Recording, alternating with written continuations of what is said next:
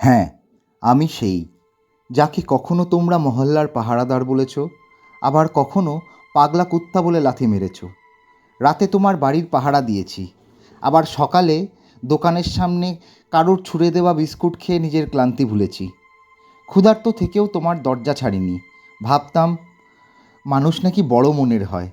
ভুল হয়ে গেছে। আসলে মানুষ তো শুধু নিজের মনকে বড় ভাবে। তারপর এলো তোমাদের বিপ্লবী হুকুম, রাস্তা থেকে এইসব কুকুর গুছিয়ে ফেলো, ধরে নিয়ে যাও, আর কখনো ফিরিও না। বাহ, যেন আমরা ময়লা স্তূপ, যাকে প্রয়োজন ফুরিয়ে গেলেই ঝাড়ু মেরে ফেলে দিতে হয়। না আছে আমাদের হৃদয়, না ব্যথা, শুধু পাবলিক সেফটির নতুন সংজ্ঞা। লোহার খাঁচায় ভরে দিলে শহর নাকি সুন্দর হবে। হ্যাঁ, অবশ্যই হবে। ইনস্টাগ্রামে ফুলের রিয়াকশান আসবে, কমেন্ট পড়বে, কি পরিষ্কার শহর, মাই ডিজিটাল ইন্ডিয়া। আর খাঁচার ভেতর পড়ে পড়ে ক্ষুধা, অসুখ আর শ্বাসরোধে আমরা একে একে মরে যাব। এটাই তো তোমাদের ইমিউনিটি প্রজেক্ট, তাই তো? তোমরা বলো এটা আমাদের নিরাপত্তার জন্য।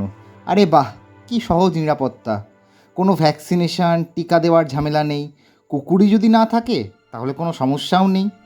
সত্যি বলতে কি, এটা নিরাপত্তা নয়, এটা ভয়।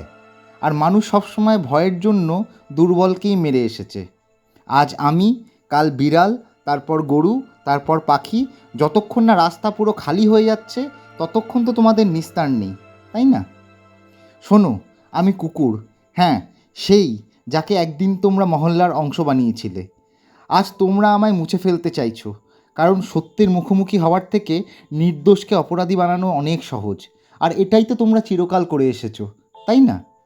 এই 15ই আগস্টে তিরঙ্গা ওড়ানোর আগে একবার ভেবে দেখো, যে মাটিতে তোমরা স্বাধীনতার গান গেয়েছো সেই মাটিতেই আমাকে শিকলে বেঁধে রাখতে চাইছে। আমিও এই দেশেরই সন্তান, আমারও শ্বাস নেবার অধিকার আছে, না খাঁচায়, না শিকলে, শুধু একটু খোলা আকাশের নিচে। তোমরা যাদের মানুষ বলো, আজ যদি এই নীরব হত্যার সামনে চুপ থাকো, কাল তোমার স্বাধীনতার কণ্ঠও কেউ গলা টিপে বন্ধ করে দেবে। এসো, হাত ধরো, আওয়াজ তোলো, এই ভণ্ডামি বন্ধ করো। কারণ মনে রেখো, আমরা কুকুর কিন্তু বিশ্বাসঘাতক নই। কিন্তু তুমি কি সেটা নিজের বুকে হাত রেখে বলতে পারো?